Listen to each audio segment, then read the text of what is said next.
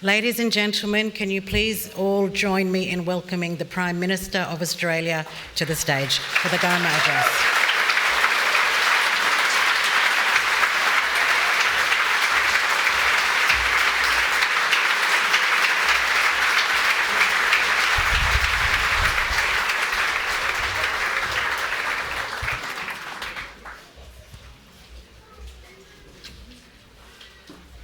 Well, I must say that's quite an act to follow, Jawa.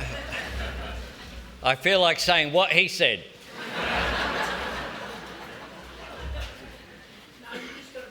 Can I acknowledge the people of the Yolngu Nation? I recognise all their elders, leaders and families who have given so much to Australia. In particular, I acknowledge the Gulkula clan, whose lands we are meeting on today. I also acknowledge my parliamentary colleagues from across the political spectrum. I acknowledge union and business leaders, faith and sporting leaders, and all of my fellow Australians here today, Indigenous and non-Indigenous, coming together. Namari Bookmark. That didn't respond. Good?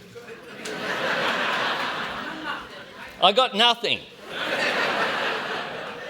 We'll try it again. Namari Bookmark.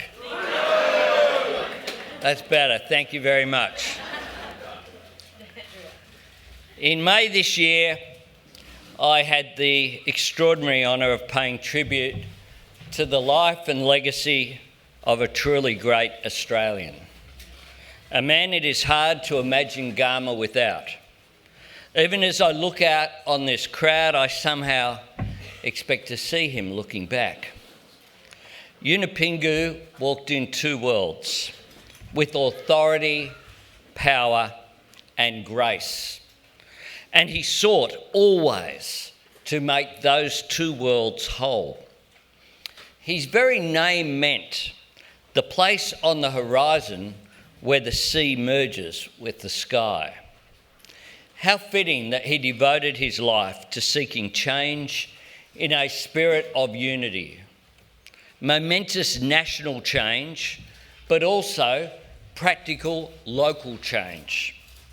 That was his vision for the community he helped to build, the opportunities he worked to create, the lives and country he sought to change for the better. Not a conflict between two identities, not a clash of two cultures, but an embrace of both for the betterment of both. Like here at Garma, the salt water meeting the fresh and flowing on together. Friends, this is the very same aspiration the Uluru Statement from the Heart holds for every Aboriginal and Torres Strait Islander child. As it says so memorably, when we have power over our destiny, our children will flourish. They will walk in two worlds and their culture will be a gift to their country. Think about those words, a gift to their country. Even in expressing the most fundamental and elemental hope every parent has for their child, the chance to flourish, the opportunity for a better life.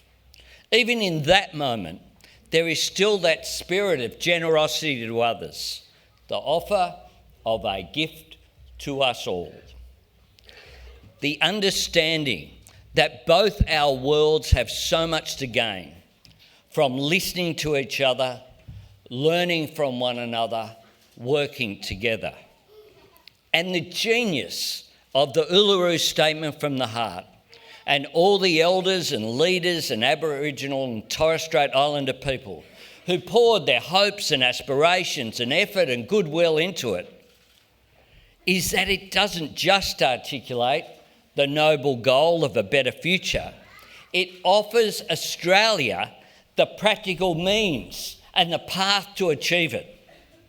My government supports the Uluru Statement from the Heart and its call for an Aboriginal and Torres Strait Islander voice in our Constitution, which is what the coming referendum is about. A vehicle for real and practical progress. A committee of Indigenous Australians, chosen by Indigenous Australians, to work for Indigenous Australians in every part of our nation. The regions and remote communities, big cities and the Torres Strait Islands, giving Parliament and government the advice to drive better results in health, education, employment and housing.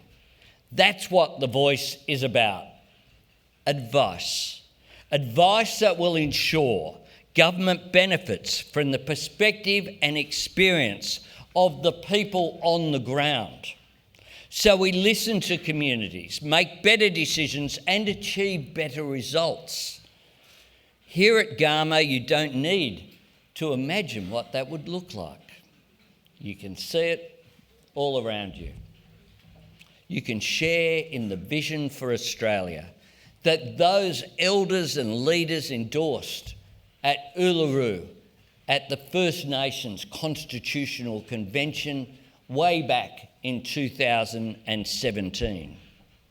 Walking around this festival, you can see for yourself how much can be achieved when Aboriginal and Torres Strait Islander people are heard and empowered. The fantastic local schools were working side by side with their communities to boost attendance and achieve great results. Indigenous rangers managing land and sea country as they have for thousands of generations. Employers instilling the new pride and confidence that comes from having a good job. Training programs and job pathways ensuring young people gain a greater sense of belonging and self-belief.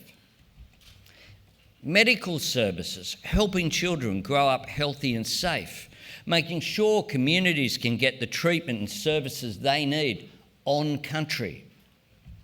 Or the Dilak Council, who I had the privilege of meeting with yesterday, bringing together representatives from the 13 clans of northeast Arnhem Land, connecting culture and local knowledge to government decision-making, taking responsibility for a better future.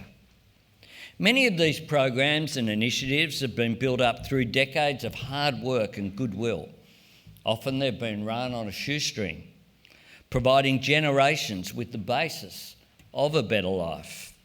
And more than that, giving people the skills and capacity and opportunity to thrive, to flourish. That's what can be achieved by listening to locals. And something else happens when governments listen. Investment is effective. This is an economically rationalist argument as well, because the funding actually gets to the people and the communities who need it. The money is invested in things that work, creating jobs and building secure homes and backing local schools and keeping people healthy. And friends, here at Garma, we can also see the coming together of how it enlarges the world and enriches both. We see Australians of all ages and backgrounds, all faiths and traditions, all walks of life, all sides of politics, sharing in the welcoming beauty and joy of this place. Children from Melbourne and Adelaide and Perth kicking the footy in the red dirt with Gulkula boys and girls. Australians of all ages, from every part of the country, from all walks of life, lining up to share a meal and talk about what they've seen and learned and enjoyed that very day. Artists and students from all over Australia, witnessing the majesty of song and dance and painting that speaks for 65,000 years of love of the land and waters. All of us here thinking how lucky we are as Australians to be part of this continuing story. the great treasure we gain from embracing the fullness of our history, a heritage and tradition unique in all the nations of the world. At this year's referendum, we have the opportunity to recognise and celebrate this culture and connection in our Constitution. And through a voice, we can ensure that the Garma spirit of learning and cooperation and shared progress is not confined to this one part of Australia and one group of Australians for 4 days a year. It is shared with our nation to serve our whole nation, to ensure that Aboriginal and Torres Strait Islander people everywhere have the opportunity of a better life. So instead of the inspiring success stories we see around us being shining exceptions, like stars in the night sky, there can indeed be a new day. An Australia where more Aboriginal and Torres Strait Islander children are going to school, finishing school and finding a path to a qualification they want and deserve for a job they love. Where more families know the stability of a roof over their head. Where communities are safer, happier and healthier. Shaped and secured by the voices and expertise and passion and vision of the people who call them home. This is what voting yes represents. A once-in-a-generation opportunity for real, overdue and much-needed change. And that is why today I can promise all of you and all Australians there will be no delaying or deferring of this referendum. We will not deny the urgency of this moment. We will not kick the can down the road. We will not abandon substance for symbolism or retreat to platitudes at the expense of progress.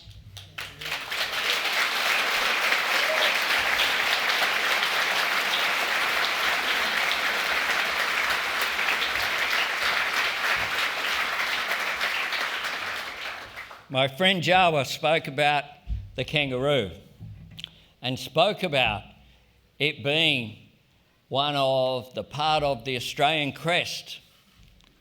And as I was sitting there listening to his powerful call to action and call for support on behalf of all of us, I was reminded that the kangaroo and the emu that sit on the crest, that sit on my letterhead, are two of the only animals in the world that never go backwards. They just go forwards.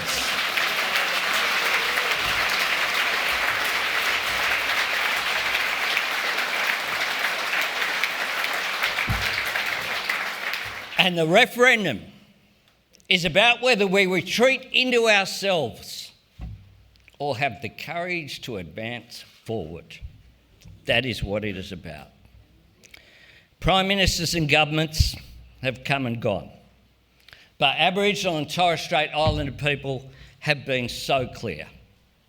The form of constitutional recognition they are asking for is a voice, not our sympathy, not a symbol, but a vehicle for progress, a practical tool to make their children's lives better.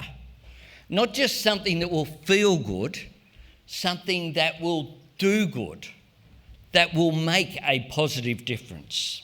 We can get this done together, and we can get this done now this year. Because if not us, who? And if not now, when?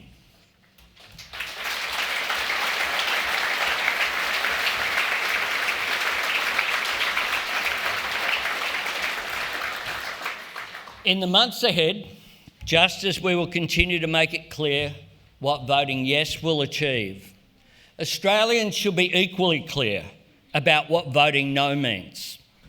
It is more of the same. Not only rejecting the opportunity to do better, but accepting that what we have is somehow good enough. An 8-year gap in life expectancy in the land of the fair go. A suicide rate twice as high in the lucky country. Shocking rates of disease in a nation with some of the world's best healthcare. Only 4 out of 19 closing the gap targets on track. Surely no leader can honestly say that is good enough. Surely no leader can say, it ain't broke, don't fix it. Surely no leader can imagine that change is not desperately and urgently needed. And that's why, with every passing day, it becomes more and more obvious that the No campaign are desperate to talk about anything but the actual question that is before the Australian people, because they understand that more of the same is not just unacceptable, it is indefensible. And this is where the Uluru Statement from the Heart is also such a clear and practical appeal to the head, to the compassion we feel in our hearts, but also the truth that we know in our heads. Because the principle of the voice is grounded in irresistible logic, in the unavoidable fact that if we continue to do the same things in the same way, we will get the same outcomes. It's a message reinforced by the Productivity Commission only last month, warning that if we continue to assume that government knows best, then things will only get worse. Of course, to all of you, and indeed to a great many Australians, none of this is news. Over the years, people have heard these facts, seen images of hardship, read stories of disadvantage, and perhaps, from time to time, they've imagined what it would be like to walk in someone else's shoes. Imagined what it would be like for their daughter to be at greater risk in childbirth, their son to be more likely to go to jail than to go to university, their community twice as likely to be shattered by suicide, their friends and relatives more likely to be afflicted by diseases virtually eliminated elsewhere, as Noel Pearson articulated in his fine speech to this gathering just an hour ago. Naturally, in imagining all of this, Australians will have asked themselves, but what can I do about it? Intergenerational disadvantage. What can I do about it? What difference can I make? Well, this year, there is a simple answer. Yes. We can vote yes.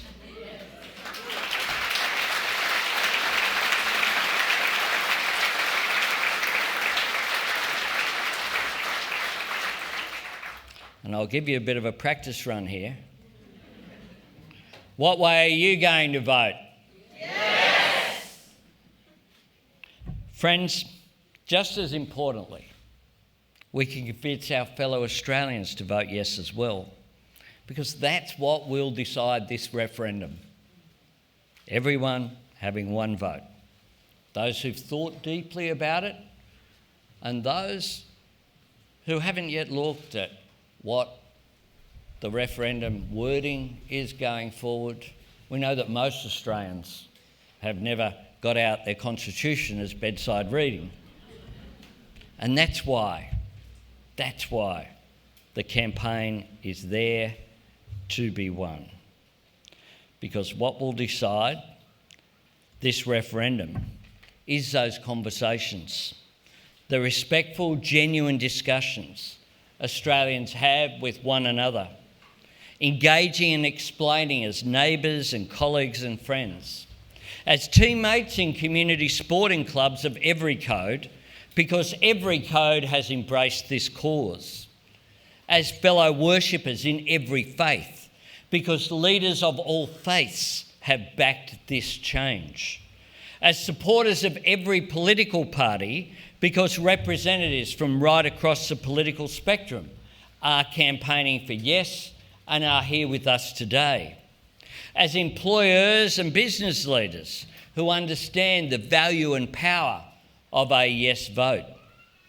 As members of communities drawn from every corner of the world, because those who have added to the fabric of our great multicultural society know how much it means to have your traditions respected and your contribution recognised. As trade unionists in every workplace, recognising that no one should be left behind. At the heart of it all is a conversation between generations. Young Australians talking to their parents and their grandparents about what this moment represents for their generation and for the generations to come. Explaining just what voting yes can mean for our country and our future. Making it clear that there is nothing to fear, but so much to gain. And making it plain that there is indeed no time to waste. Now, in any democracy, we know that there is no such thing as a foregone conclusion.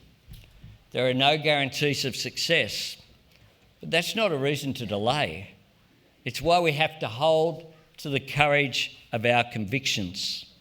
At this very venue 1 year ago, when I confirmed that my government would fulfil our election commitment to hold a referendum for constitutional recognition this year, Yunupingu asked me, just over there, I will never forget it, someone who'd shown such remarkable leadership, but the truth is had been let down from time to time, but who'd shown his resilience. He said to me, "Are you serious?" And I said to him, "Yes, we're going to do it." And in our last conversation, on the very day that I stood alongside the referendum working group earlier this year to announce a very clear proposition that every Australian will be voting on, he told me, "You spoke truth."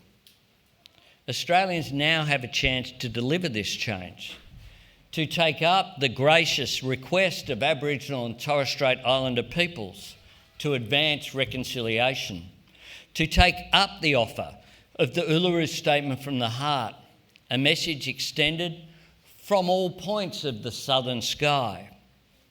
I read from it. We invite you to walk with us in a movement of the Australian people for a better future. Well, I say over coming months, don't just walk, jog, run, because we do need to get there. Because that invitation was an invitation to all of us, and all of us have a part to play. All of us can make a difference. All of us can get this done. One final point I want to make about what's ahead. There are some in the no camp, including the leader of the Federal Liberal Party, who say they support constitutional recognition, but only a legislative voice. I say this, not only does this mean rejecting the form of recognition that Aboriginal and Torres Strait Islander people have requested, a form of recognition designed through more than a decade-long process of consultation, the majority of which occurred under the coalition government. Their commitment to legislative voice also undermines every other argument that they make against it. Clearly, they acknowledge that a voice is needed. Otherwise, why legislate it? Clearly, they recognise it will make a positive difference. Otherwise, why legislate it?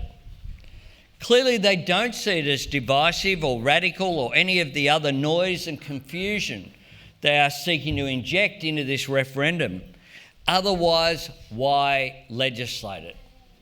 The only difference that all of this confected outrage is about is whether it be enshrined in the Constitution or whether, after all of this struggle, going back to 1788, it can be dismissed with the stroke of a pen by a future government.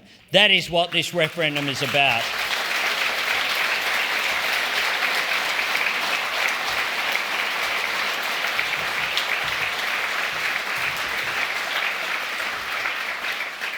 This referendum is about recognition, but it's also about listening in order to achieve better results. That's all. That's all. And over coming weeks, there'll be attempts to talk about a whole range of things. There's a new one every day. Questions designed to raise more questions, but to avoid the fundamental question, which is how can anyone who analyses this not say, let's give this a go, let's get this done going forward. And the reason why Aboriginal and Torres Strait Islander people are seeking this form of recognition, in Yunupingu's words, through serious constitutional reform, is just that, to ensure the substance of the recognition. So it will have the stability to plan for the long term, for the generational challenges we are facing, but also the generational progress that we can make for lasting unity.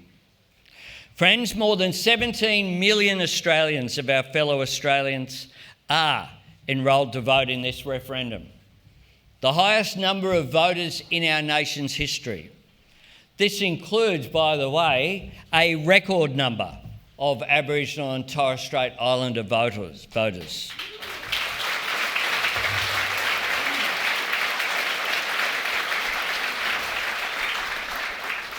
In this decisive moment, each of us holds an equal responsibility, and each of us has an equal opportunity. Yes, we can make history together. More importantly, we can shape the future together.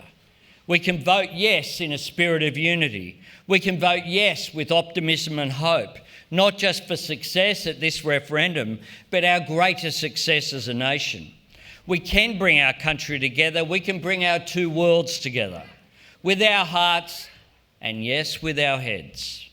This year, on referendum day, the power to reach for a better Australia is in our hands. Let's seize it together. Let's vote yes for recognition, let's vote yes for a voice, and let's vote yes for the better future that both will deliver for all of us. Thanks very much.